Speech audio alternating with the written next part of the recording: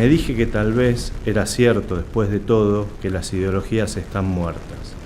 Me regodeé mirando por la ventana del bar cómo el sol caliente de la primavera de Buenos Aires comenzaba a fundir todas las convicciones del invierno. Sospechaba por primera vez que podía haber un placer en el vértigo de flotar en ese caldo uniforme que se había adueñado hacía tiempo de todos los espacios del planeta. El sol volcaba su fiesta de distinciones sobre todos los objetos de esa esquina, pero yo sentía que por todas partes estaba drenando una noche gris de gatos universalmente pardos, una apoteosis de la indiferenciación que por primera vez no lograba despertarme miedo.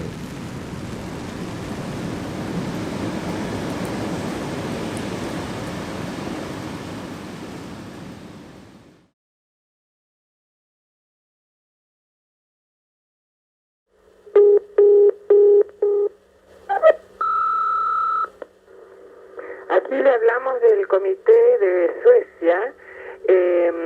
Estamos juntando las nóminas de los nuevos futuros candidatos al Nobel y nos han propuesto su nombre. Así que por favor comuníquese a ver si es que usted tiene interés en ganar el galardón. Después, siempre que pudo escaparse a Buenos Aires para escribir la novela, se iba a la Chaña. ¿Viene Salvador? Preguntamos con Claudio. No, me parece que no, hoy no viene.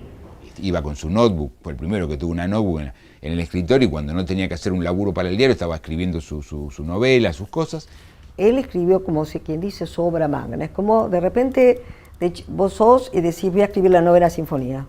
En la Argentina, en la década del 90, quiero escribir La Guerra y la Paz. O Ana Karenina, ¿no? Ya no se puede escribir eso. Bueno, yo quiero. Estamos tan virados hacia lo minimalista, hacia contar la anécdota pequeña, la historia de lo que siente el personaje en relación con uno de estos aspectos, su historia de amor o su trabajo o que no llega el subte a tiempo, lo que fuera, que la ambición del autor en este caso se agradece, ¿no? Como una cosa. Este tipo te escribe los 90 con una ambición con la ambición de Dickens, o sea, de pintarte todo el mundo. Sino que hay allí un proyecto novelístico. Bueno, vamos, me voy a escribir una novela de 600 páginas, no me voy a escribir una novelita a los César Aira. Es escribir lo contrario de lo que cualquier persona, digamos, quiere leer. Es servirle el plato opuesto al paladar del consumidor. Mi primera lectura fue un poco de asombro, otro poco de aburrimiento, porque es una novela que es muy larga, entonces en algunos momentos uno se aburre, pero a mí el aburrimiento de la literatura no me parece mal. Y después cuando lo empecé a leer me costó. Reconocí a Salvador, ¿sabes en qué lo reconocía? En lo abrumador que es de contenido el libro.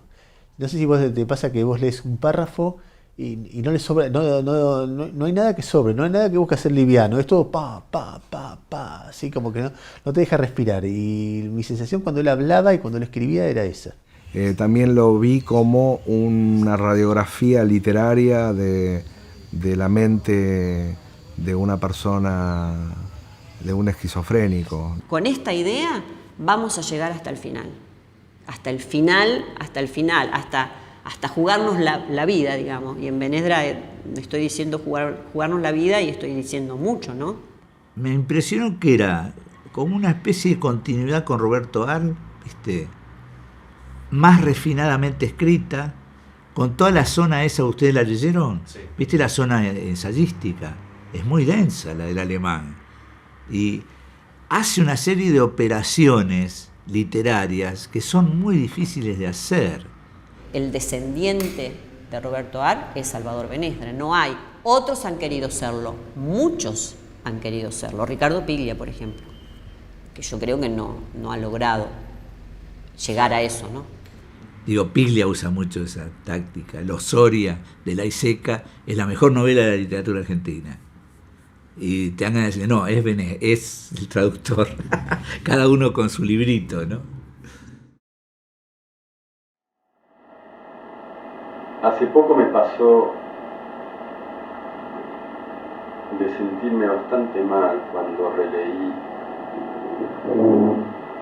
lo que está siendo redondeado en estos días como el primer capítulo de mi primer intento de escribir una novela en mi vida. Fue algo así como hace un mes y medio que logré empezar a escribirla. Y muchas veces sentí la emoción de que estaba redondeando algo, estaba logrando, después de todo, escribir una novela. Me pasó 2 o 3 veces entrar a una librería y preguntar, ¿el traductor se está vendiendo? El librero empezó a hablar Benesdra, el tipo de culto, y me explico, se transformó en una novela de culto, y así como devotos de la novela. Él lo presenta 2 veces al Premio Planeta. Si vos hablabas con él, era la guita. Él sufre una gran depresión, cosa que no le costaba ningún trabajo. En el primero de los casos, en el 94, cuando ni siquiera entra entre los nominados, y él sostenía que no lo habían leído. Primero, muy raro es que encuentres una novela de esa magnitud en un concurso. Encontrás muy buenas novelas, pero algo que vos decís, chao, esto la rompe. Enseguida, cuando ya es larga, llegué más allá de la mitad, digo, esto no va a sacar el premio ni en pedo, ¿viste? Demasiado. La gente cree que cuando se ganan los premios, o uno sale publicado es porque es el mejor. No, quizás, lógicamente, no publican a alguien que escribe mal, salvo que se quiera suicidar la editorial, pero buscan dentro, si hay 10 libros más o menos buenos, eligen para publicar los que son menos cuestionables en cuanto a un rédito económico, aunque sea recuperar la inversión. Cuando aparecía un informe para premio, lo que hacían era dárselo a otro, para tener 2 informes. Y se lo dieron a Daniel García Helder y presentó un informe brutal también. Y ahí te enfrentás con el sistema editorial, como las cosas que puede aceptar o no y de qué manera, ¿viste? Entonces llegó el traductor y lo que le dijimos era que la novela era extraordinaria, que era una novela que nosotros no podíamos en ese momento encarar, que tampoco pensaba que pudiéramos imponer, y que tenía que buscar una editorial grande porque era una novela para una editorial grande. A lo cual Salvador se resistía. Yo ni sabía que él había ido a otras editoriales ya y demás, y él insistía en que la publicáramos. Me habían traído el original unos amigos de él, yo no lo conocía ni lo había oído mencionar nunca.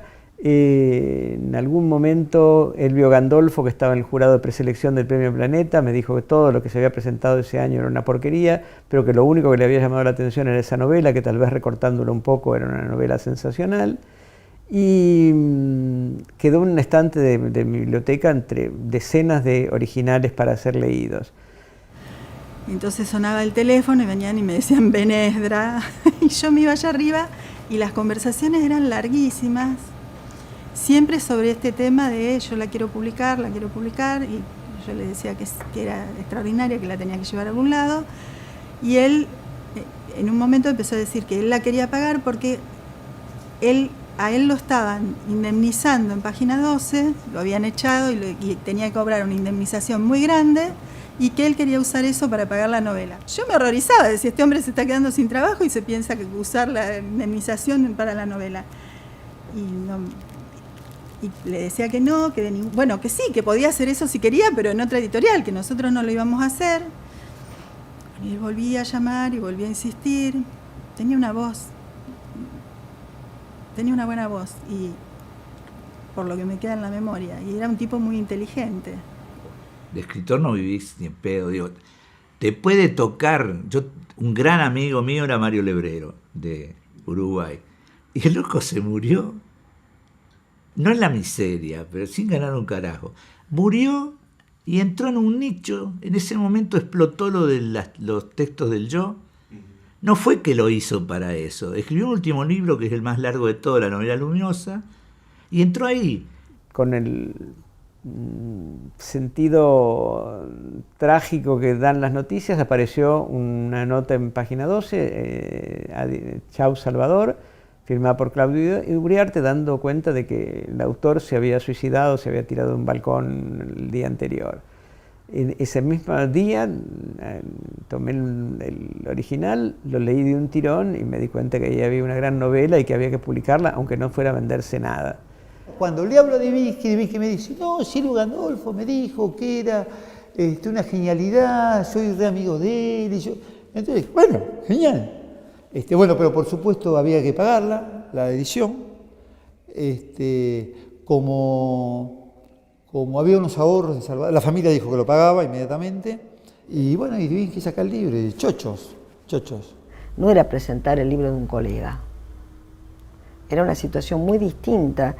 Estaba presentando el libro de alguien que se había matado, quizá impulsado por el hecho de no haber podido publicar su obra. Para mí era como, bueno, una deuda a un amigo. ¿Te acordás cómo fue la presentación? Sí, totalmente. Dame un segundo.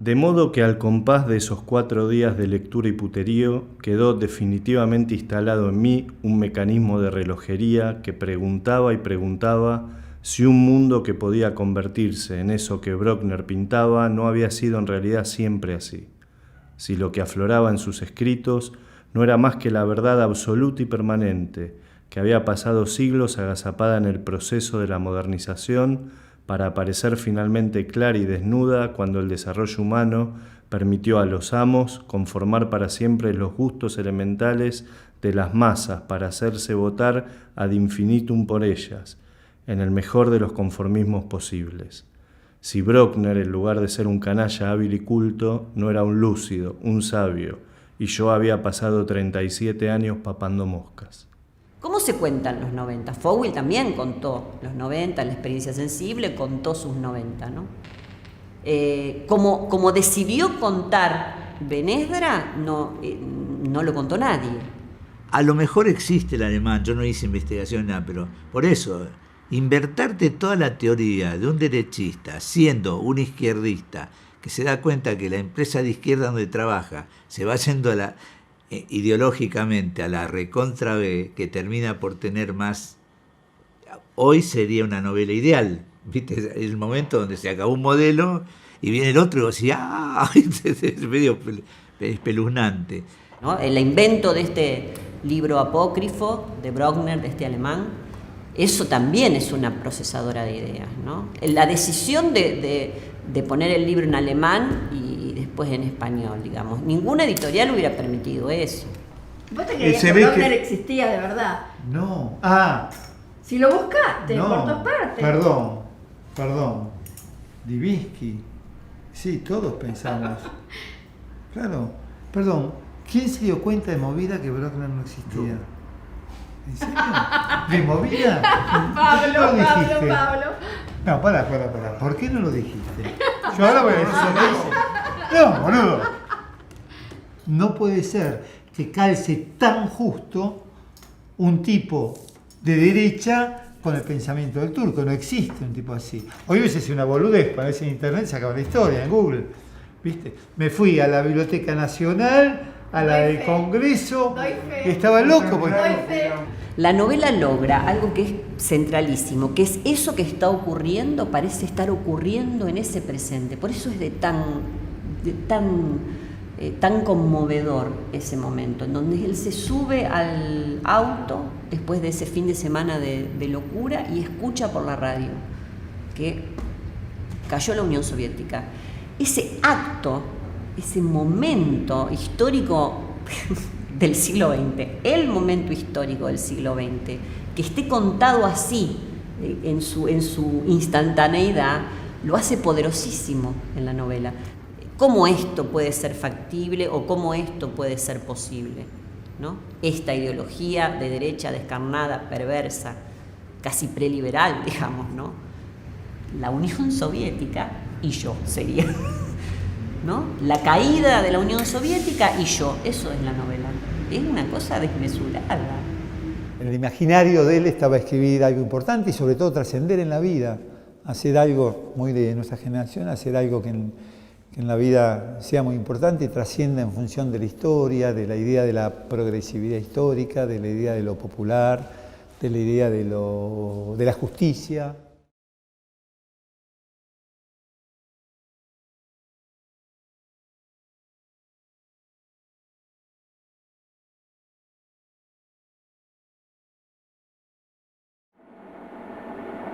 Mi primera sorpresa al ver mi imagen filmada, ahora que tengo 39 años, que estoy por cumplir 40 dentro de poquísimas semanas,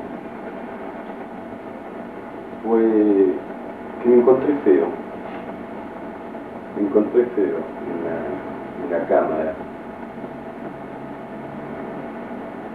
Me encontré narigón, por ejemplo.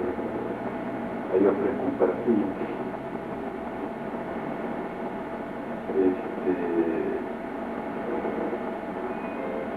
Y bueno, bailando por ahí me encontré un poco más aceptable,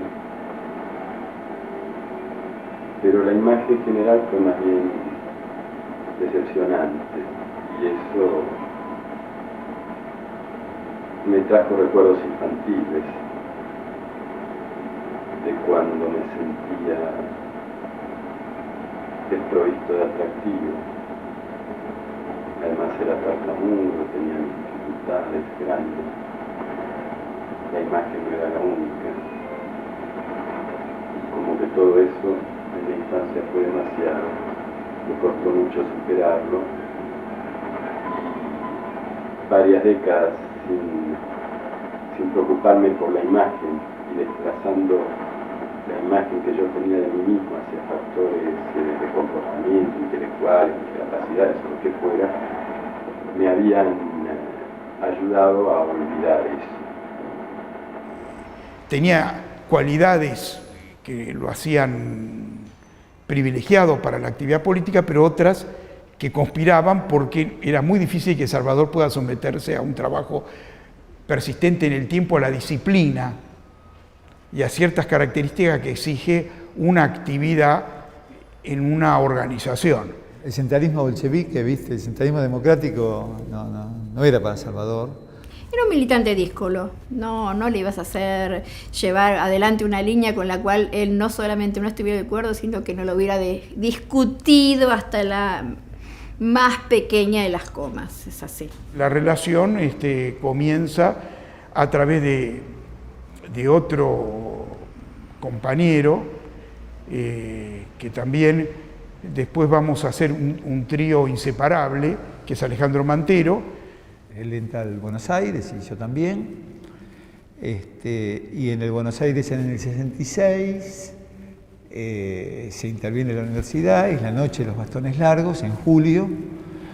Y bueno, las circunstancias de la época, estábamos a la vuelta exacta donde se había producido la noche de los bastones largos. Yo creo que una de las primeras veces que lo vi a Salvador fue corriendo desde el colegio, desde Bolívar y Moreno hacia Bolívar y Diagonal Sur, corriendo porque los fachos lo querían matar y a él se le salió un zapato. Se le salió un zapato y él había dicho, no sé, abajo la dictadura o había tirado volantes. Digamos, Salvador era una cosa, digamos, un fuerte destacado, ¿no? El jefe de preceptores, por ejemplo, se llamaba Ladrón de Guevara, de tercer año, a la tarde, él lo había ganado para la causa. Entonces, por ejemplo, cuando íbamos a tirar volantes, decía, chicos, ahora no, ahora sí, ¿tá? Íbamos a la quinta de Martín Gache, y entonces ahí practicábamos bombas molotov. Incluso, recuerdo hasta el día de hoy, que le recomendé un libro que él creo que lo marcó también, que es un libro de Erich Fromm, que se llama Marx y su concepto del hombre. Y creo que eso también para él fue un descubrimiento. Él, que tenía cierta desconfianza hacia el marxismo, vio que se podía sintetizar las ideas del marxismo con las ideas también de libertad, de la importancia del sujeto. Y formamos entonces a fin de segundo año, intentamos formar, que después lo desarrollamos más en tercero, el PLOM, ¿tá? Que es, quería decir Pro Liberación del Hombre, muy influidos por las ideas de Cuba, del Che Guevara, y los dichos era por a Freud, a Fromm, a Marx, a Freud y a Fromm, y a todos los psicólogos culturalistas, viva el Che. Esa es la consigna. Y también eso después se tradujo en términos de una afinidad política, porque los tres ingresamos en su momento, muy jóvenes, a los 16 años, a lo que hoy es conocido como el Partido Obrero. Compartimos militancia política, estudio, porque hubo un tiempo en donde vivimos juntos en nuestra, creo que tenemos 20 años, estudié economía, Salvador empezó a estudiar psicología.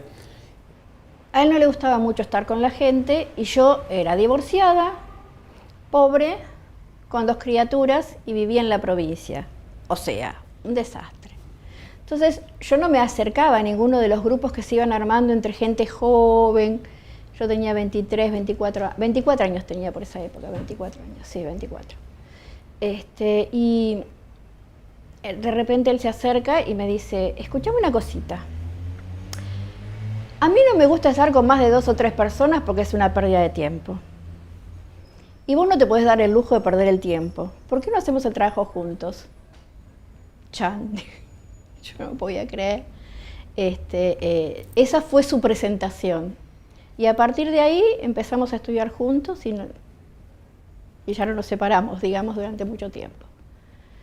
La facultad estaba cerrada, la filosofía estaba cerrada y se decía que la carrera de psico no se reabría más. Y podíamos dar examen los que debíamos hasta 6 materias, que éramos justo lo que debíamos los dos. Y dimos las 6 materias libres en enero del 75. Y por otro lado, empezaban a desaparecer compañeros, gente de la asociación de psicólogos, pacientes. Quedamos mal. Yo lo traté sobre todo en la época de París, donde yo estaba desde el año 77 y él estaba también en París en más o menos la misma época. Yo sabía que él estaba ahí, teníamos amigos comunes de la infancia, de la adolescencia. Él allá había ido a hacer un doctorado en psicología genética. Esto viene a ser Piaget, digamos, ¿sí? Y la cátedra estaba a cargo de Greco. Entonces él se inscribió con Greco para hacer un doctorado. Es ahí donde él tiene su episodio. Hay un hecho, que es que Greco, el padre tenía una famosa zapatería que se llamaba El Greco, en la calle Florida, ¿no? El padre de Salvador. El padre de Salvador, sí. ¿No? Digo, nada, señalo eso, que él tenía una gran relación con Greco. Ya había algunas manifestaciones previas. No nos tomó totalmente de sorpresa, pero Él empezó a mirar en el espejo una lámina de Machu Picchu, en el espejo del baño, mientras decía, el hombre es un hijo de puta, el hombre no se merece el mundo, el hombre no se merece la vida. Y empezó a ser una situación de mucha violencia interna y sufrimiento, no violencia, él no pegaba, no daba un golpe, no daba un grito, era como un lamento, todo eso. Y entonces yo llamé a la asistencia pública, no teníamos seguro social, no teníamos nada, y vinieron, lo atendieron, y él empezó a doblarse así como los pacientes de Charcot, ¿no? Juntaba los pies con la frente, y mientras tanto me miró y me decía, Dulce, no te asustes, es nada más que un brote, ya va a pasar. Entraba y salía, entraba y salía. Me pusieron chaleco de fuerza. Lo bajaron por las escaleras, vivíamos en un 5º piso por la escalera. Y lo metieron en la ambulancia, que nosotros no sabíamos, pero ahí la ambulancia depende de la policía. Entonces era una ambulancia policial y ahí se terminó de desarmar. Ahí empezó, bueno, finalmente nos chuparon, nos pasa lo mismo que a los otros,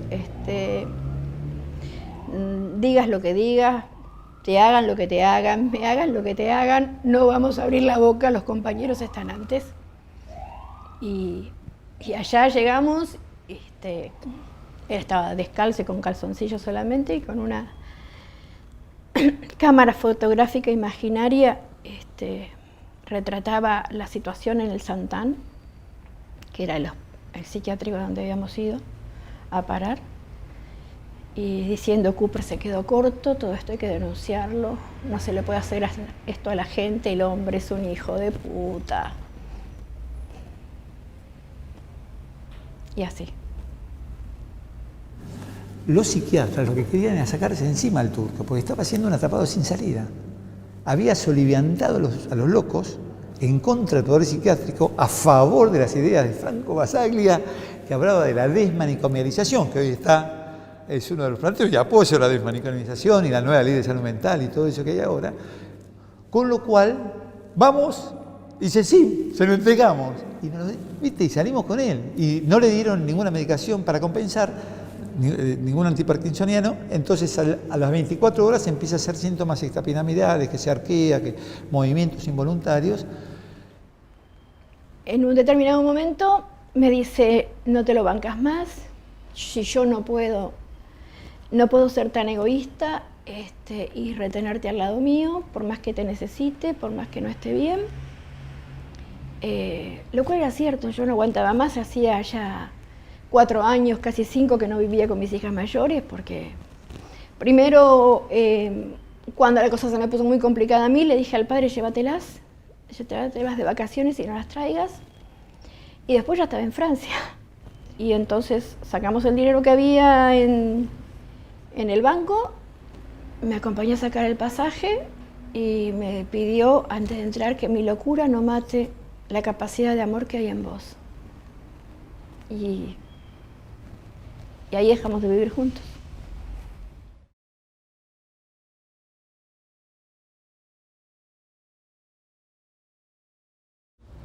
Algunas fotos de la familia, el papá, la mamá.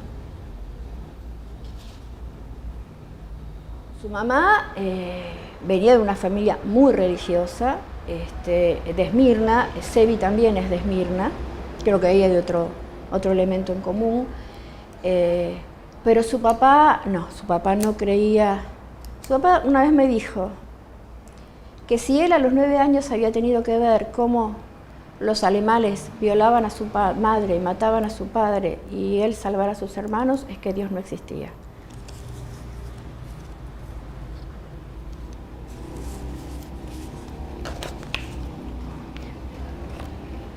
Son distintos momentos de Salvador.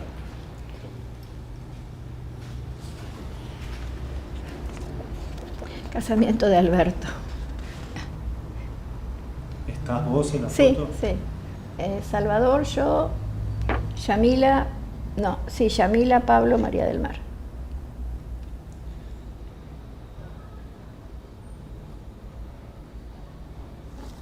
Y estas son fotos que estaban en la casa nada más, simplemente, yo no te podría decir de cuándo son. Fluctúa. Mira vos estos ojos y mira esos. Mira estos ojos y mira, a ver. ¿Dónde está? En las fotos chiquitas se ven mucho.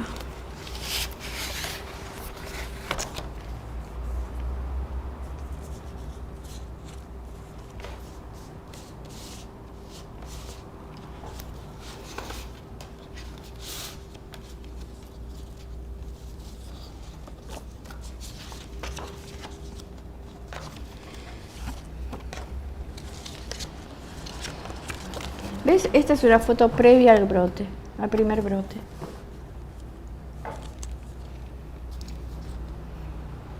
Mirá la diferencia en los ojos.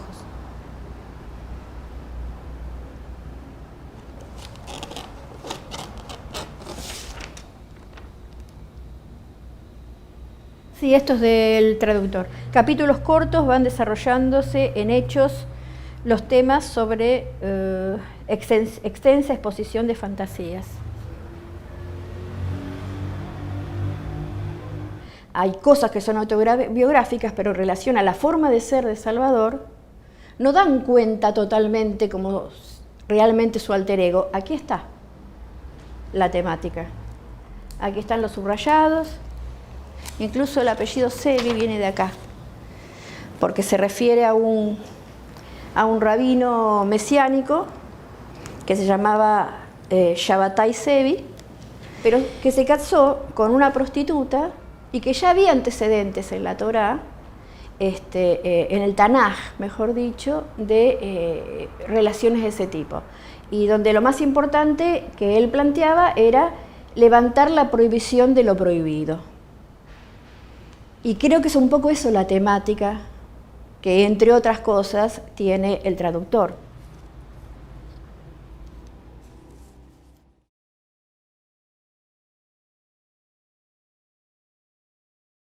Por empezar, el realismo es la poética oficial del estalinismo, ¿no? Eso es así, oficial, del comisariato del estalinismo. Pero por eso se ha entendido como lo entendía Engels, ¿no? Personajes típicos en situaciones típicas, decía Engels sobre el realismo. ¿Qué es el realismo? Personajes típicos en situaciones típicas, ninguna singularidad. Un obrero siendo un obrero en una situación típica que es la explotación del capitalismo. Punto. Así deben hacerse las novelas, ¿sí?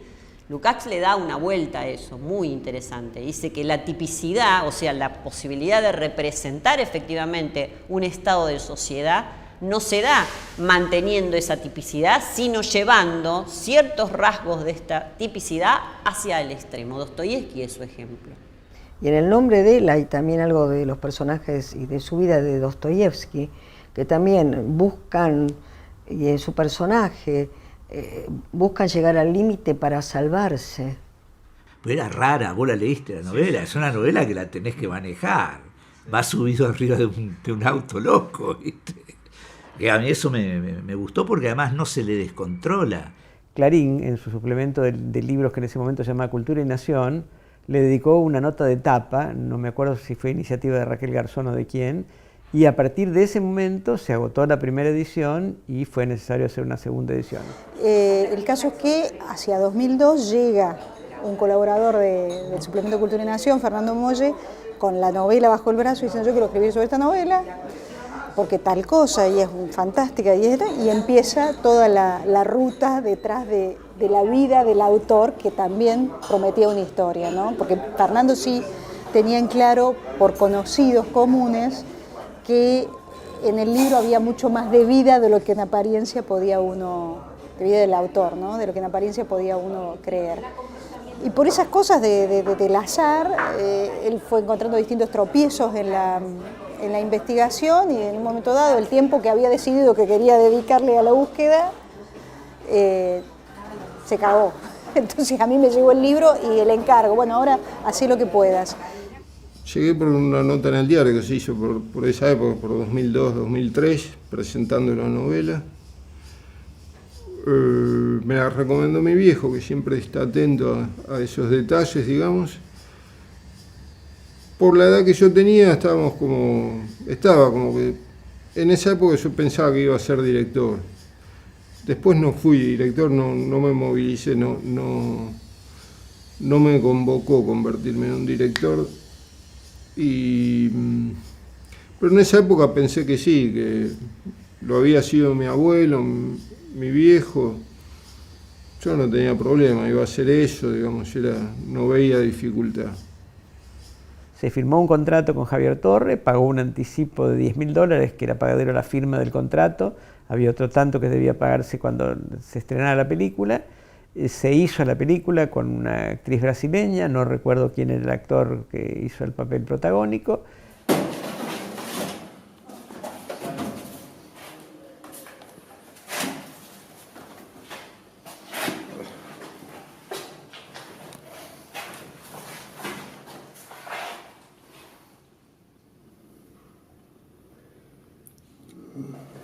Y esto, bueno, esta casa no está más.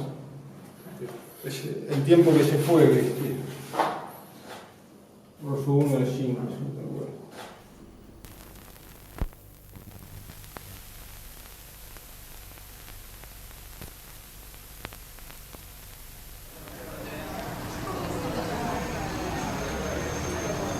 ¿Lo molesto? Trabajo como traductor en una editorial. Quedó bien la película, quedó básicamente muy interesante en unas partes y algo blanda en otras, que es las partes laborales no me terminan de funcionar, pero llegué justo para ópera primista. El elefante está atado a una estaca. Es el mamífero más grande y más fuerte del mundo. Quiere liberarse, pero no es consciente de su fuerza. Pondrá chiquito hizo grandísimos esfuerzos para soltarse, mas no pudo. Creció y nunca más lo volvió a intentar. Tiene textos, clima, mantiene una cierta rigurosidad para con el cine de autor, digamos. Yo también me gustaba el cine de autor, digamos. Yo prefería el cine de autor. La idea era generar esos climas de película búlgara, ¿viste? Húngara.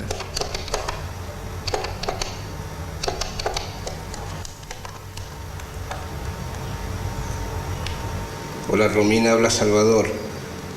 Pero cuando se exhibió para las hermanas, una de ellas impugnó el hecho de que el personaje protagónico de la película se llamara Salvador, lo cual denotaba un libro autobiográfico. Y entonces se opusieron terminantemente al estreno de la película, que se estrenó casi clandestinamente, porque si no, no podía cobrar el crédito del instituto. ¿Por qué le pones Salvador al personaje? Porque no me resonaba que lo llamase Roberto. Ella tiene acento brasilero y decir Roberto no le quedaba bien. No le generaba una modulación. Digamos, si cada vez que le dice Salvador hubiera tenido que decir Roberto, chocaba.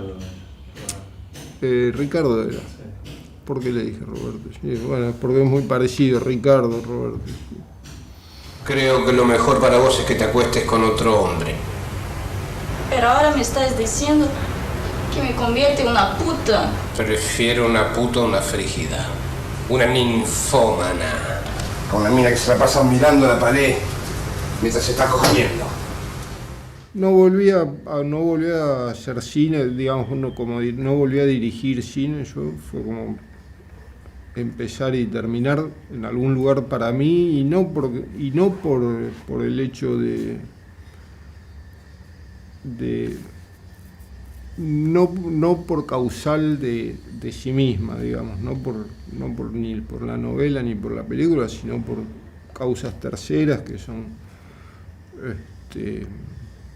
aliviar la carga, digamos, como decir, más directores de cine, ¿para qué? ¿No? Ya hubieron bastantes, mejor sacarse el lastre, digamos.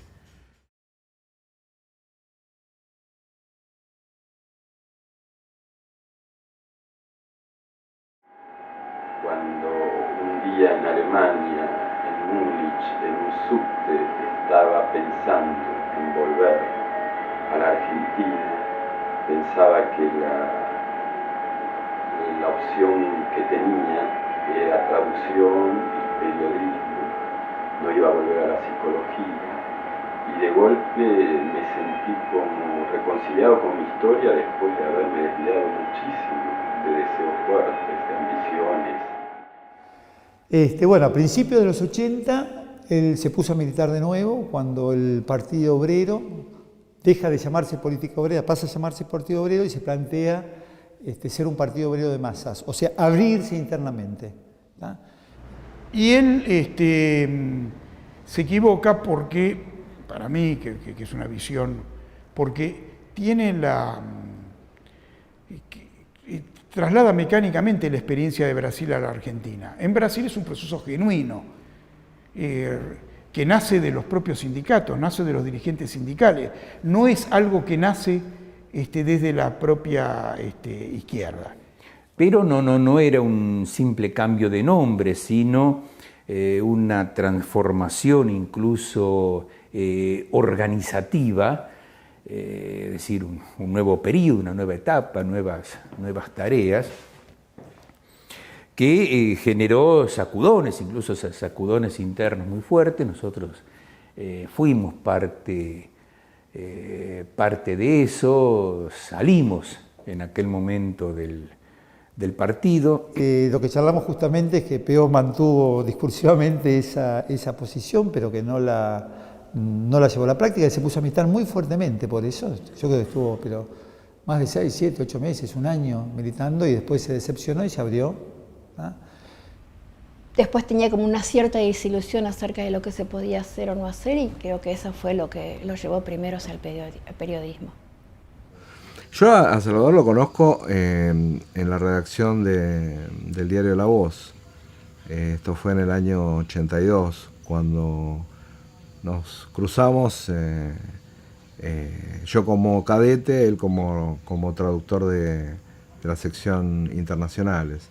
Por esos días había comprado un libro que era una recopilación de ensayos sobre la ciencia ficción de Isaac Asimov, porque Asimov nunca había escrito sobre ciencia ficción. Este era el primer libro de ciencia ficción. Cuando busco quién había hecho la traducción, me encuentro con el nombre de Salvador y quedé alucinado. Dije, Salvador es mi compañero. Entonces al otro día le digo, Salvador, voy con el libro. Le digo, Salvador, ¿tradujiste este libro? Y, sí. Él venía de una participación política mucho más fuerte que yo, digamos, ¿no? Mucho más comprometida, con una línea determinada política que tenía que ver con el marxismo, con el trotskismo. Y él me parece que venía un poco desilusionado de esa experiencia, ¿no? Y me parece que cuando llega a Página 12, él le puso centró sus energías en lo profesional. Ubiquémonos en el contexto. Un diario nuevo, que no se le ve perspectiva en ese momento, con salarios más bien bajos, condiciones de trabajo horribles, fotografía en un baño revelando, era la época del blanco y negro y de los rollos, revelaban en el baño. Los redactores escribían con máquinas de escribir que casi se tenían que estar prestando para poder escribir las notas, o sea, problemas había por donde lo vieran, y una situación hiperinflacionaria. Si me decís el primer recuerdo que tengo, así como yo era un nene que entraba a una redacción donde había todos personajes como muy importantes. Imagínate que entré a esa redacción, de repente pasaba al lado tuyo Bonazo, que había escrito Recuerdo de la Muerte, o Berbisky, o Hellman, o Homero Alcina Tevenet, o para mí ya Aliberti, que había hecho Sin Anestesia, o Marcelo Lotoviazda, que era el columnista. Eran tipos que vos decís, wow, mirá dónde estoy. Y vos entrabas a la redacción y tenías que tener cuidado de no pisar una botella de cerveza y irte a la mierda porque ese era el ritmo ¿entendés? Ese era el estilo de la redacción. Y Salvador no era un tipo que tuviera un nombre muy importante, pero con el correr del tiempo uno aprendía a respetarlo porque era un tipo que sabía. El tipo era un diccionario abierto que había leído, no sé, a Lenin en ruso y a Hegel en alemán. O sea, era un personaje muy raro, hablaba 7 idiomas. El octavo era el japonés, que lo estaba estudiando ya más cuando él se pone a escribir el traductor.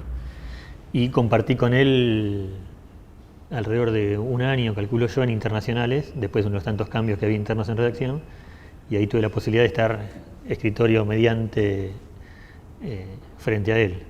En ese momento estábamos Rubén Levenberg, Claudio Uriarte, Salvador y yo. A mí me encantaba leer las notas de Salvador porque eran notas muy eruditas, muy bien escritas, que hacían en un diario donde había muchas notas muy buenas y donde había mucha pasión. Yo siempre sentía que la nota de él hacía la diferencia. De hecho, yo lamentaba que no escribiera más a menudo. El desprecio por su jefe. Él decía, yo no puedo tener jefes que saben mucho menos que yo, que no saben.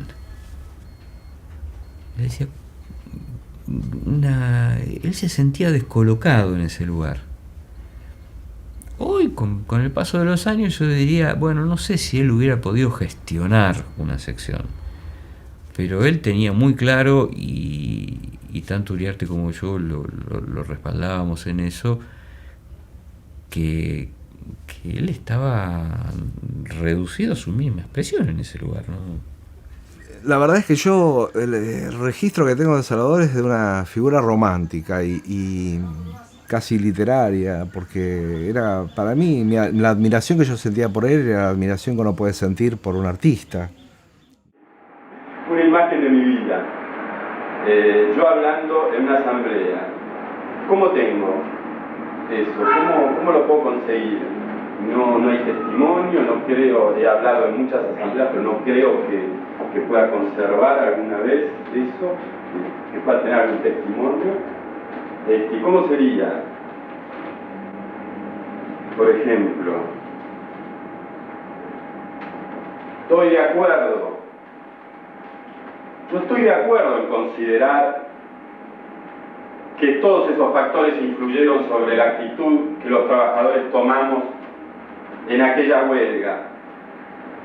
Pero no tiene sentido tratar todo el tiempo de juzgar si estuvimos bien o si estuvimos mal, sino de qué tenemos ahora y hacia dónde podemos ir, qué es lo que podemos hacer con lo que tenemos y cómo podemos seguir defendiendo nuestros intereses. No estamos acá para hacer autoanálisis, ni para hacer una especie de juicio moral sobre lo bien o lo mal que hemos actuado, sino que estamos para conseguir cosas. Para eso tenemos estas asambleas.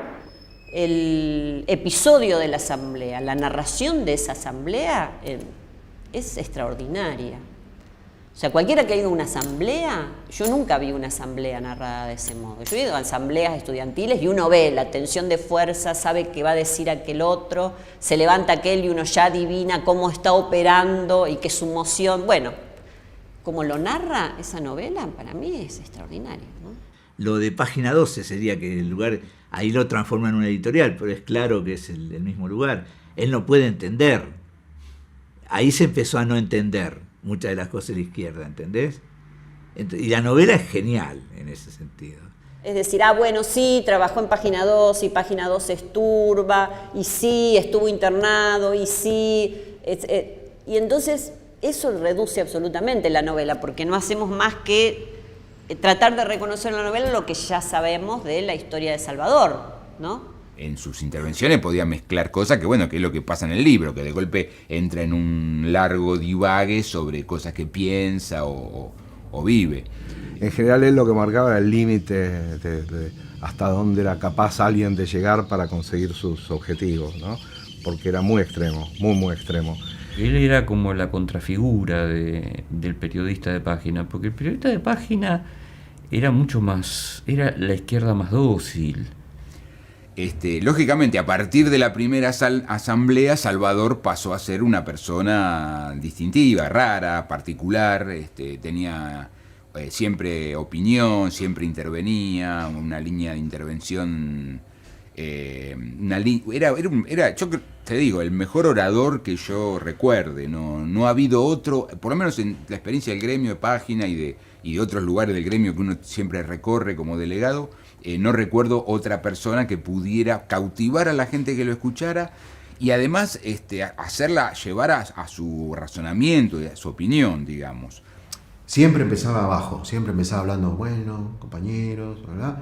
Y después terminaba a los gritos, y rojo, ¿no? Tartamudeando, porque a veces cuando se ponía muy nervioso tartamudeaba, no le salían bien las palabras, a pesar de que era bueno hablando. Él necesitaba pararse y te armaba un discurso impecable de punta a punta en el que pasaba y se ponía: compañeros, estamos acá porque la empresa que siempre y en medio de su alocución siempre caía en lo personal. Ha dicho cosas en las asambleas que no se las escuché decir a nadie ni animarse a decir a nadie. Cualquier barbaridad, lo peor que vos te imagines.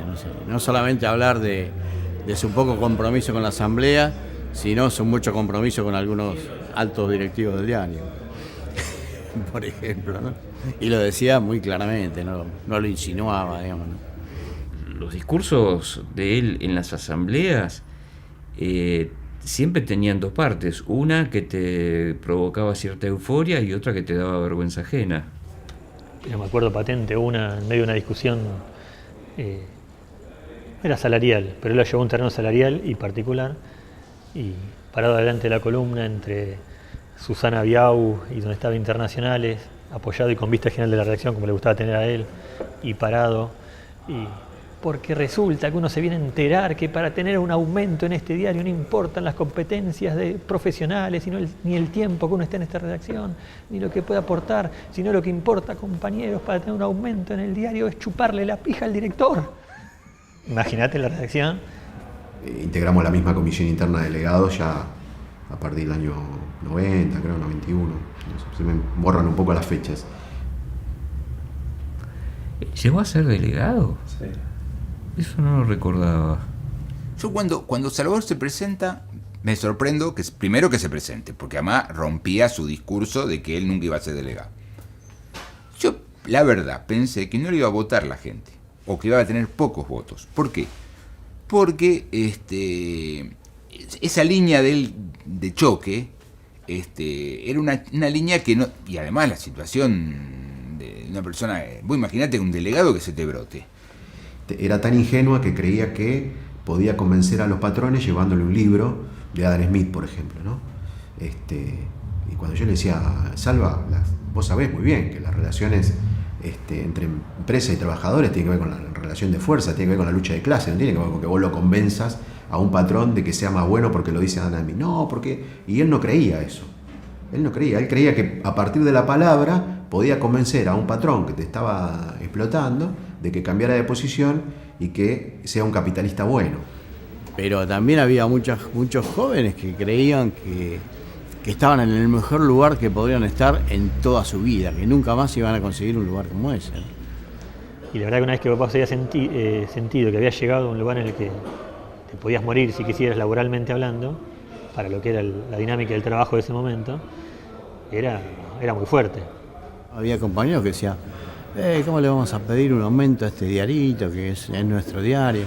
Y era la época de Alfonsín, que había inflación. Entonces yo decía, ¿qué no le vamos a pedir a este diarito y a cualquier diarito hay que pedirle aumento? Si la inflación es del 40%, ¿cómo decir? Sigan pagándonos lo mismo. Había compañeros que tenían la definición de que era una patronal de nuevo tipo, ¿viste? Esas cosas raras que no son, porque nosotros somos laburantes, entonces tenemos nuestros derechos, nuestras obligaciones, y la empresa también las tiene que tener. Yo lo recuerdo como algo que tuvo mucho de épica también, porque creo que hicimos todo lo que podíamos hacer. Hicimos 2 festivales en la Puerta del Diario. Por iniciativa de Salvador y de algún otro compañero hasta intentamos dejar sin luz al lugar donde estaban haciendo el diario porque no pudieron entrar el día que hicimos el piquete en la Puerta del Diario. Fuimos a ver a Berbisky para que se hiriera la medida y nos sacó cagando. Dijo, no, de ninguna manera. Si algún día está Tiefenberg solo haciendo el diario, yo voy a estar con él. El último que voy a dar una medida de esfuerzo voy a ser yo, dijo, y lo mantuvo y fue así. Otros no, o sea, Osvaldo Bayer no firmó, o sea, durante todo el conflicto, hubo otros que... Igual logramos, no sé si se acuerdan, si se recuerda que al otro día, digamos, el diario del día después del piquete salió con un pirulo diciendo algo así, en otras palabras, bueno, este diario es una mierda porque hubo un paro muy grande. Y Salvador estaba desatado por un lado, pero a la vez como cumpliendo el sueño, ¿viste? Voy diciendo, bueno, esta gente es esto, ¿no? Dijo, bueno, no los puedo convencer, bánquense el quilombo. Ahí ya él creo que ahí él revivió sus épocas más juveniles de trotskismo, digamos, ¿no? Él tuvo una última etapa muy individualista. Voy a ser crítico. No soy de idealizar. Empezó a decir que él tenían que pagarle una indemnización completa, 2 años por haber sido delegado, que es una cosa que no está ni en la ley. O sea, si te echan siendo delegado, está bien, te pueden pagar toda la etapa que vos, tu mandato y el año de fuero, pero ¿viste? era raro, no era el Salvador que habíamos conocido, digamos, ¿no? En algún momento, cuando era delegado, él quería quedarse, quería recuperar el lugar que él creía que tenía que tener. Y me parece que cuando lo vi en el conflicto lo vi de otra manera, con otra actitud distinta, como diciendo, bueno, está bien, es lo que tiene que pasar y a lo mejor es mejor para mí. Pues llegó un punto que después de 2 meses y medio de conflicto, hicimos primero paro por tiempo indeterminado, después medidas aisladas, después desarrollo de propaganda afuera, 2 festivales solidarios, varias, volanteamos todo, ¿te acordás? Feria del Libro, facultades, el San Martín, íbamos a lugares, juntábamos para el fondo de huelga, repartíamos los boletines, y bueno, llegó un momento, después tuvimos la conciliación después del piquete, hicimos el piquete, después del piquete la conciliación obligatoria, y no daba para más. Llamaban uno por uno y le decían, bueno, mirá, vos pensá, o aceptás esto, o vas a tener que ir a juicio, capaz que cobras dentro de 4 años, vos tenés familia, tienen que vivir de algo. Y eso te lo estaba diciendo un tipo que había sido un luchador, ¿viste? Y por no decir un revolucionario. Y fue un conflicto muy importante, fue un conflicto que para mí marcó un antes. Bueno, yo me fui 3 años después de Página. Y se fue Loto, y se fue Lechman, y se fue Cerruti, y se fue muchos que habíamos crecido ahí. Para muchos fue un antes y un después en la vida. Para mí Página ganó, pero a lo pirro, o sea, porque le costó años recomponer sus relaciones. Nosotros le demostramos que éramos monos con navaja, no nos importó nada. Entonces, toda su relación con el campo, por ejemplo, de los derechos humanos, le costó años reconstruirlo. Porque ellos habían hecho lo contrario que venían diciendo desde el número 1 del diario, desde el primer diario. Y Salvador en ese caso era un despido muy cruel, porque vos sabías que Salvador estaba siempre al borde, que no era un tipo que tenga, qué sé yo, no era un tipo con mucho equilibrio.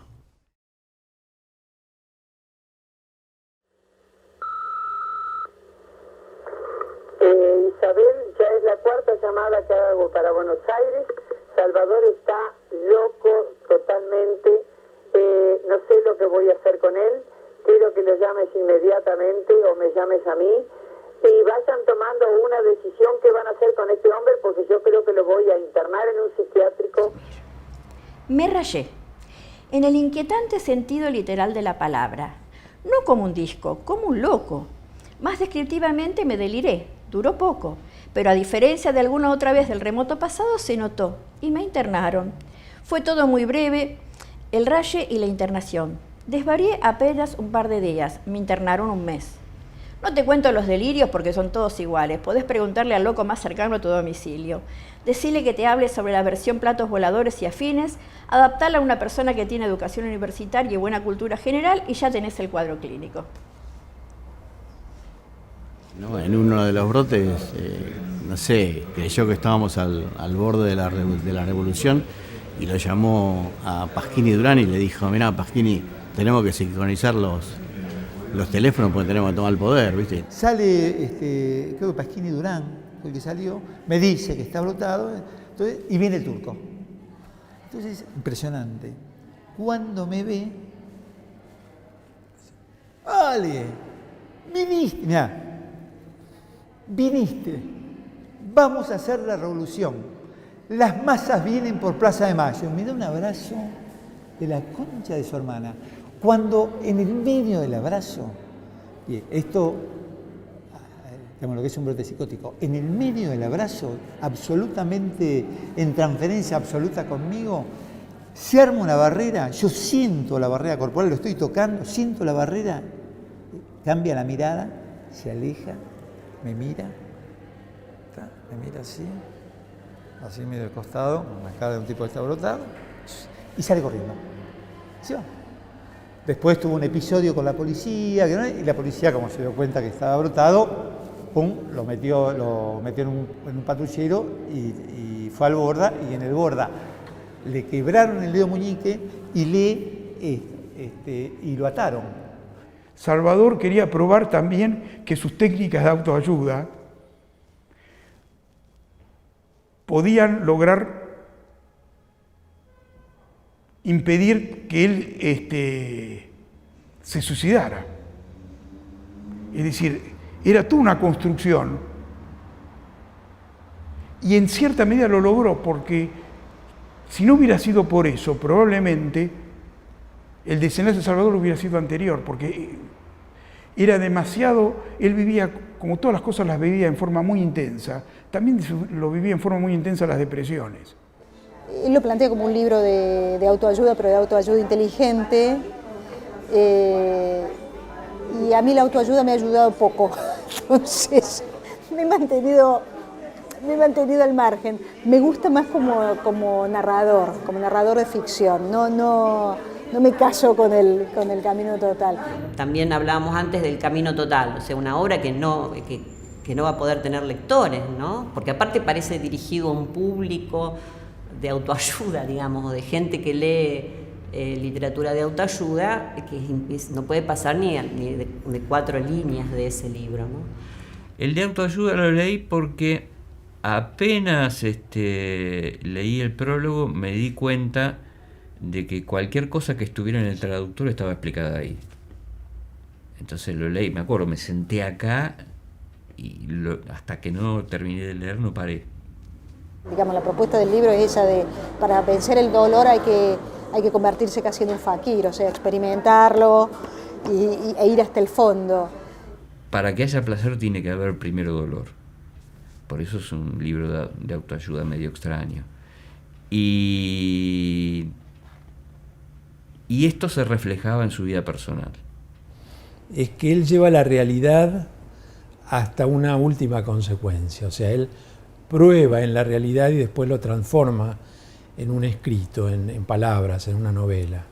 Y entonces en un día de tormenta, Salvador estábamos de vacaciones en la playa y se metía en el mar tormentoso y nadaba y nosotros nos mirábamos y le gritábamos y le decíamos, por favor, salí, y él nadaba y nadaba para adentro. Así él forzaba la relación en otros aspectos, digamos, ¿no? Escucharlo a él, enseñarle a nadar a la mujer de Pablo o a mi mujer en La Paloma, era ir a los límites.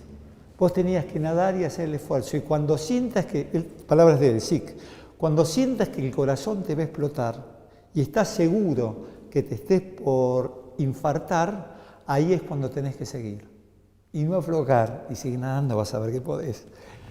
En esa desmesura, por ejemplo, él tenía como vértigo en realidad, tenía miedo a las alturas. Entonces, ¿cómo se le ocurre vencer el miedo a las alturas? Toma cursos y clases de aviación. Yendo más lejos. Siempre más allá. Demóstenes, digo, él era tartamudo.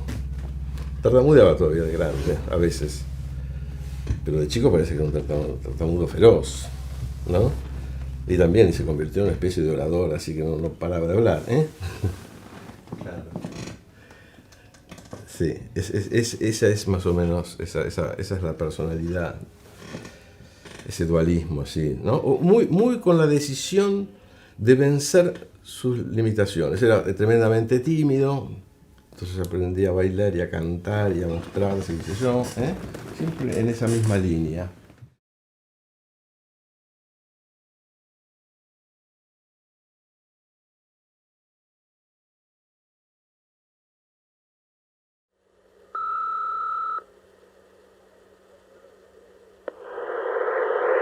Salvador, habla Susana. Simplemente te llamaba para decir que bueno, que me da mucha pena que después de haber tenido una linda separación, hablando bien y respetándonos un poco,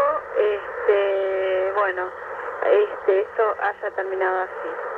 Y bueno, que es una pena que por boludeces y caprichos tuyos, por saber nombres que en definitiva ni te interesa, y no hacen a nada, porque ni siquiera te querés casar, ni querés tener un hijo conmigo, no querés saber nada, no sé por qué capricho querés saber un nombre, sea por lo que sea, simplemente te digo, bueno, que te quiero mucho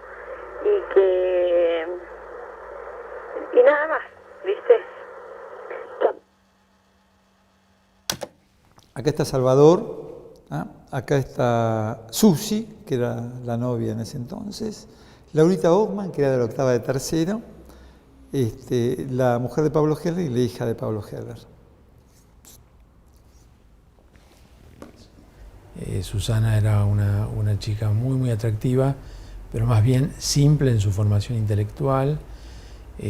Si bien inteligente, trabajaba en un centro de ayuda a chicos con discapacidades y muy buena persona. Pero bueno, Salvador iba años luz adelante, entonces... No, para todos fue, fue una sorpresa. Para todos fue una sorpresa. Ciertos aspectos de su relación con esta Susana, en la realidad, no sé, que no me acuerdo ahora, pero bueno, sí.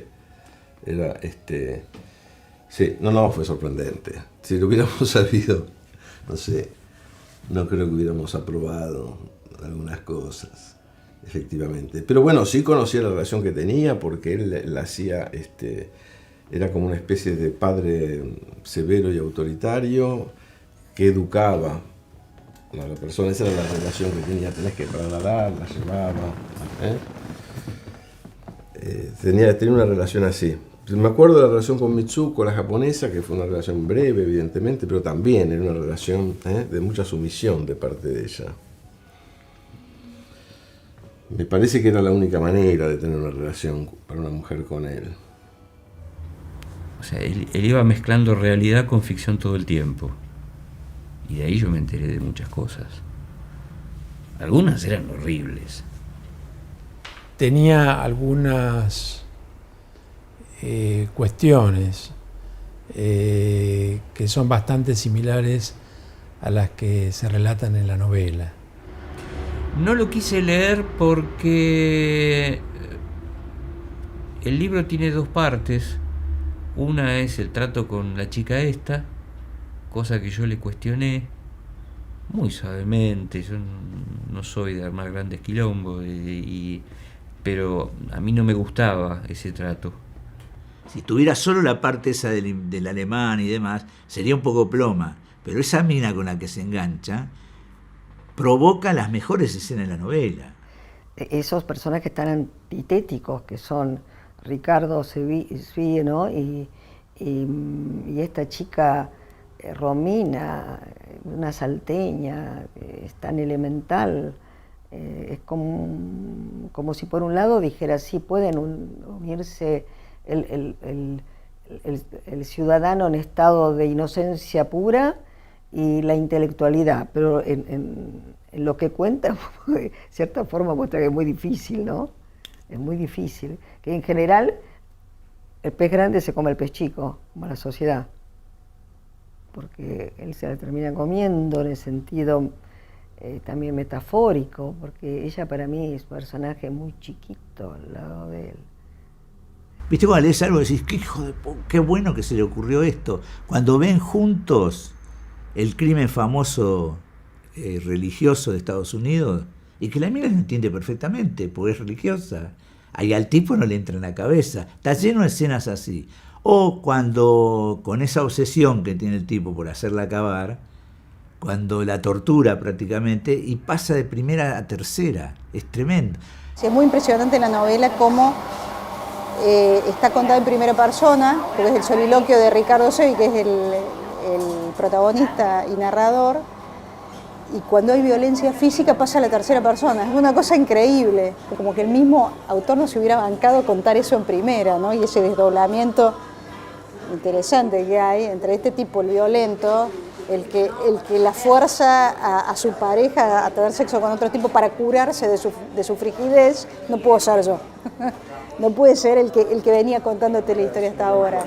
Quiero que mi mujer tenga un orgasmo y voy hasta las últimas consecuencias. La prostituyo, ¿no? La espío mientras se acuesta con sus clientes. Me hago su esclavo. O sea, ¿ustedes se dan cuenta? ¿Hasta dónde se llega en lograr un objetivo? ¿No? Es muy impresionante eso. O sea, ningún límite. Eso es muy borgiano, también. Hace ya unos 10 meses que vivo con Susana. con la que estoy en pareja desde hace casi 2 años. Pensé más de una vez que mi relación con ella tenía alternativas muy especiales, pero cuando lo pienso un poco me parece que son las alternativas de siempre. Y está eso de que repetimos todo el tiempo nuestra misma historia, creemos que hay circunstancias muy novedosas que dependen de los demás y de nosotros, todo cambió y cambió poco, pero bueno, en ese juego está la comprensión de la diferencia, un poco de cambio, un poco de continuidad. Cosas muy distintas hay con ella, con Susana. Pero bueno.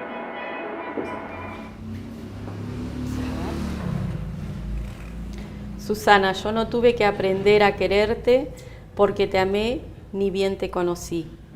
Ese amor fue para mí la cosa más nueva, insospechada y fuerte que me tocó sentir en la vida. Más que un aprendizaje, fue una revelación, y de esa revelación nació esta novela. No sé si soy escritor, como quise serlo alguna vez de chico, pero ahora sé que si me hacen vibrar el alma con un sacudón más fuerte que la muerte, puedo convertirme en escritor. Ahora tengo que aprender a seguir siéndolo sin el fuego de ese amor, y siento que me tiembla el pulso. Me consuelo pensando que si esta novela pudo gustarle a quienes la leyeron, aunque es infinitamente menos bella que el amor que la engendró, tal vez embelleciendo alguna otra experiencia de mi vida o de mi mente, pueda seguir escribiendo cosas de algún valor. Gracias por todo, amor, que seas muy feliz, porque te lo mereces y porque lo deseo para vos. Salvador Benestra, 13/1/95.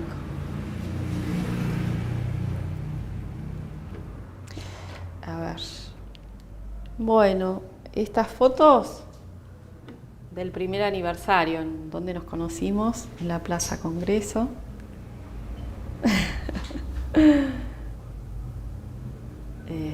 Sí, aquí, que algo se menciona en la novela. Nuestra plaza, decía él. Bueno, acá su carnet de página. Mi carnet de página. Mi carnet de página no, de la obra social. De otra. Fotos. Vacaciones en Salta desde el 15 al 28 de febrero del 94, cuando fuimos a Cafayate.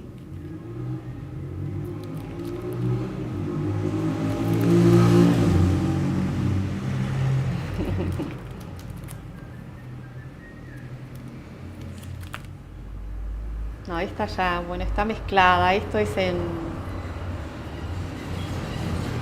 Río de Janeiro. Queta, mi suegra. Sí. Y acá nuestra... Ah, aquí está la casita. Van a ir a Arachania, La Paloma, el 93. Ahí está la casita. Miren. Es hermosa la casita, bien chiquita, bien acogedora. El mar.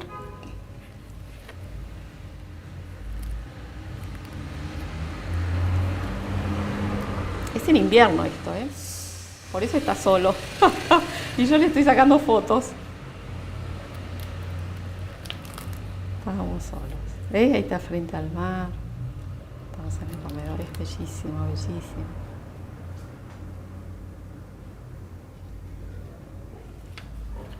Pasaron los años, ¿eh?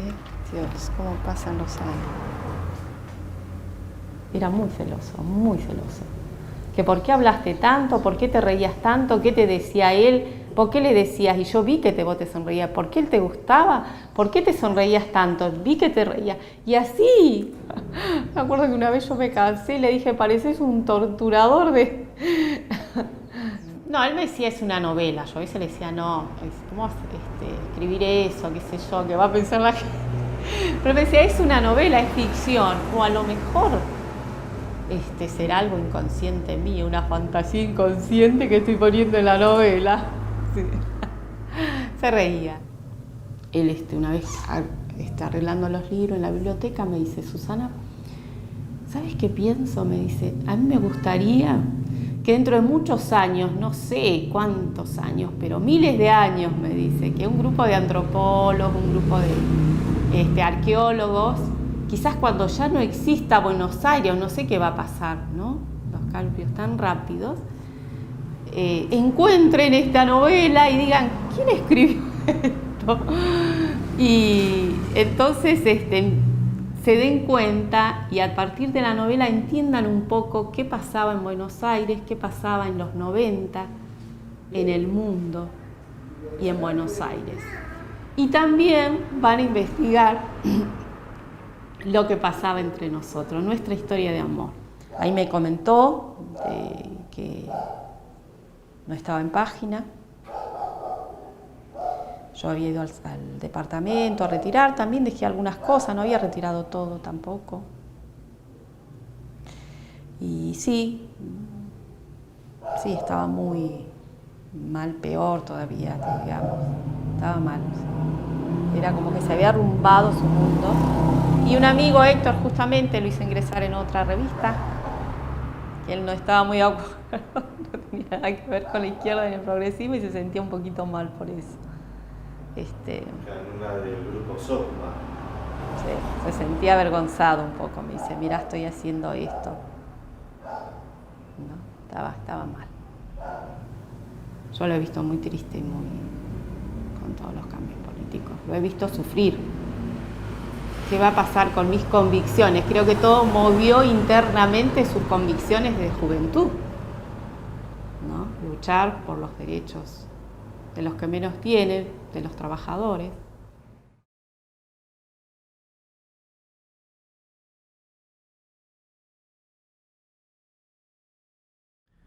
Yo no esperaba ninguna revolución, en parte por la sencilla razón de que hacía ya muchos años que había perdido toda simpatía hacia la acción violenta, aún la ejercida por las masas, la única que aceptaban los trotskistas, rabiosamente antiterroristas, junto a quienes había hecho mi única militancia política partidaria.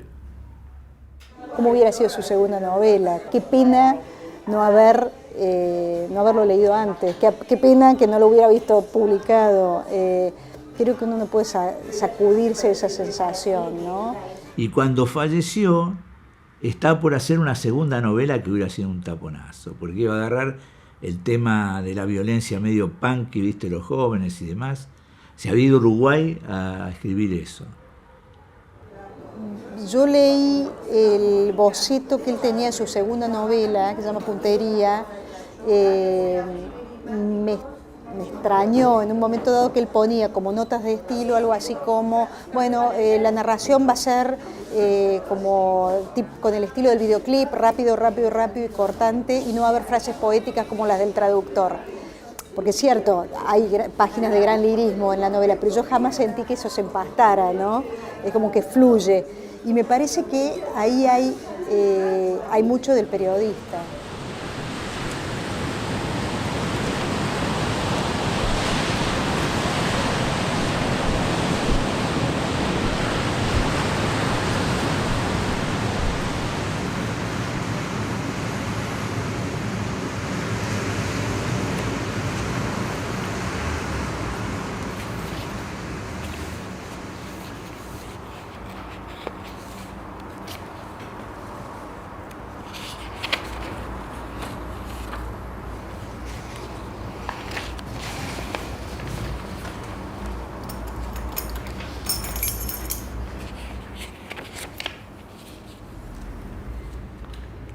¿Y alguno usted tenía noticia de esto? Sabía que estaba, pero no nunca lo había leído. Ah, y esto sí lo tenía Julie. Evidentemente. ¿Te acuerdas en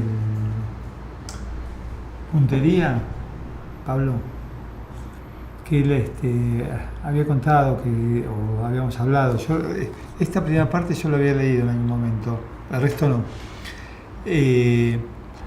esta idea de que los obreros o un sector de desocupados en algún momento iba a empezar a matar patrones, como una salida frente a una crisis, frente a la no salida revolucionaria, digamos.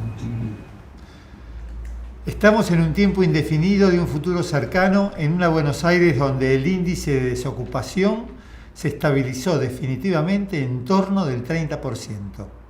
La sociedad queda definitivamente dividida en dos, con un sector acomodado y otro marginal, en el que confluyen desde directivos, empresarios caídos en desgracia, hasta una juventud que no llegó nunca a integrarse en el circuito social.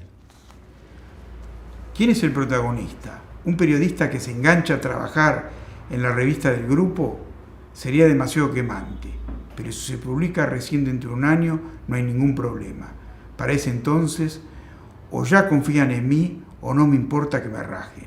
El periodista tiene 45 años. Lo echaron. ¿De dónde? Otra vez de página 12. Tendría que revisar todos los proyectos para la continuación del traductor. Entra ahí por su amigo ejecutivo. Ambos fueron a Buenos Aires. Así va surgiendo poco a poco el verdadero perfil de la violencia. No hay ninguna organización detrás. Es un terrorismo individual e individualista. Pero de alguna forma, algunos de los terroristas han podido ponerse en contacto entre sí y hacer un pacto de honor. No solo atacarán al sistema, sino a cualquiera que pretenda crear una organización que busque actuar en nombre de ellos. El pacto es suicida. La asistencia mutua que se prestan debe ser mínima, lo cual solo es posible porque han sacrificado toda meta externa en su accionar. No buscan el poder, buscan la última diversión o satisfacción antes de morir. Apenas son conscientes de la dignidad que entraña su accionar. Primero, me parece bastante... el componente autobiográfico es muy fuerte, tremendamente fuerte, y se podía decir que en realidad parecería que este proyecto es continuar con la vida de Salvador después de la experiencia que es relatada en el traductor, cuando él es despedido, porque acá él dice lo siguiente: primero, ¿quién va a ser el protagonista? Va a ser un periodista también, o sea, que es el mismo que se propone trabajar para este grupo económico, que es lo que él estaba en ese momento haciendo a través del trabajo que le consiguió Héctor en las revistas no especializada económica del grupo, creo que debe ser el grupo justamente de Franco Macri. Señala que Franco Macri y otros sectores podrían ser la cabeza de un proyecto nacional o nacionalista, lo cual también tiene algo de premonitorio, porque vos te imaginás, finalmente llama la atención que finalmente hoy el hijo de Franco Macri es el que dirige, es el ingeniero, el que dirige al país, y evidentemente también es un veredicto de la historia sobre cuál es la capacidad de esa clase dirigente respecto a poder encabezar un proyecto de soberanía e independencia nacional. Más allá de todo eso, que teóricamente estoy de acuerdo, a mí me impacta cómo aparece acá la contracara del Turco, porque en realidad el Turco siempre fue una persona, sí, apasionada, todo lo que vos quieras, pero fue una persona tierna, y donde vos no veías en su accionar violencias, y acá queda claro el tema de la violencia, y de la violencia que le genera la desocupación, porque fíjate lo que dice: el muerto debería ser un empresario nacional, Franco Macri, que no tiene mala leche, pero que se deja manejar por economistas liberales. El economista lo pasa bomba, pero al patrón y a toda su familia los revienta el desocupado. Él era un desocupado y no puedo dejar de pensar la bronca interna que tenía con todo eso, la violencia que eso había desatado, porque habla de matar, de reventar a toda esa familia. Él es un desocupado en ese momento. Él es un desocupado también. Él después consigue rearmar alguna actividad, pero en el ¿Sabes lo que no se me ocurre? Que el tema de la desocupación, de sentirse desocupado, haya sido algún tema existencial más o menos de peso en ese momento. Quedó puede ser. al margen de todo aquello en el cual él ponía potencia.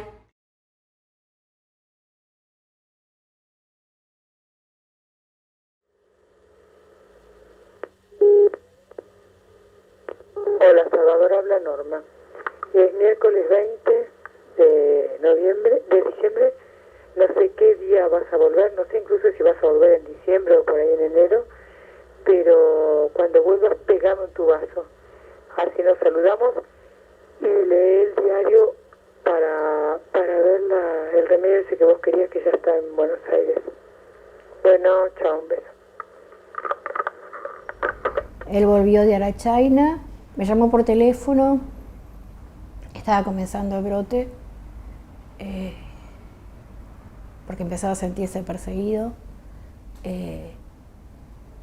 y por eso hablábamos en francés, porque así la gente de los alrededores no iba a entender nada. Y ya llegado el primero a la tarde, fuimos a internarse. Se iba a internar. Él tuvo una parte de entrevista sola y después estuvimos la entrevista entre los dos. Y ella consideró que no había que internarlo porque sabía muy bien lo que le pasaba. Y él le dijo, pero mire que yo me agredo cuando me pongo muy mal y estoy en ese camino. Yo necesito una habitación acolchada para no lastimarme. Y ella le dijo, no sé, de ninguna manera, usted está bien, usted entiende lo que le pasa a las personas que entienden. Empezó así a bajar su discurso lacañoso, que si uno tiene las palabras puede manejar todo. Y entonces no se quedó internado. Hola, Salvador. Querido, estoy pensando, yo estoy en mi casa, estoy pensando que, porque te quiero, si necesitas compañía mañana para ir a la clínica. Como Mirta trabaja, supongo que trabaja, entonces yo te puedo acompañar. Bueno, un beso grande, mami. Chao. Y me dice, bueno, vos te vas a tu casa y mañana me acompañás al traumatólogo, que me duele mucho. Él había venido por el dolor, lo que sí era el dolor de la cadera. Tenía una ciatalgia muy grande. Habría tomado 25.000 pastillas para tratar de estabilizarse y estaría recontraintoxicado también además. Y bueno, me dejó en mi casa con los chicos y me preguntó, siempre que me acuerdo de esto me duele especialmente porque me dijo, yo me siento atrás con mis dos hijos y él se sienta en el taxi adelante, se da vuelta y me dice, Dulce, no te enojas porque no me quedé, ¿no es cierto? Le digo, no, Dulce, vos sos dueño de tu vida. Fue lo peor que podría haber dicho en mi vida. Y al día siguiente hablamos a la mañana. Dijo que iba a pasar por el consultorio a buscarme para ir al traumatólogo a la tarde, tenía hora. Y como no venía, llamé por teléfono y me atendió un policía. Se había tirado el piso 10. Así fue.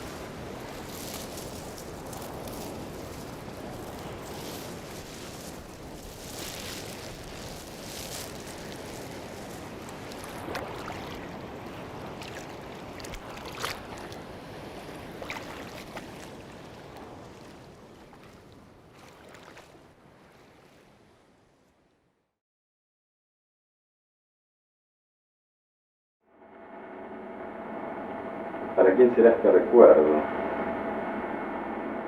Lo pensé para mí mismo. Pienso que los recuerdos sirven para mí también, en todo caso. Incluso tal vez sobre todo para mí. Pues todavía no tengo hijos, por ejemplo.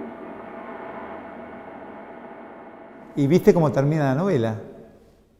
¿No? Román, ¿ah? Que con un hijo, bueno, estoy contando el final de la novela, ¿no? ¿La cuento? La cuento, bueno, vos después pondrás o no pondrás, harás lo que quieras, porque montás. Termina con Román, que quiere decir novela en francés, y Román se llama el hijo que nace de su relación con Romina.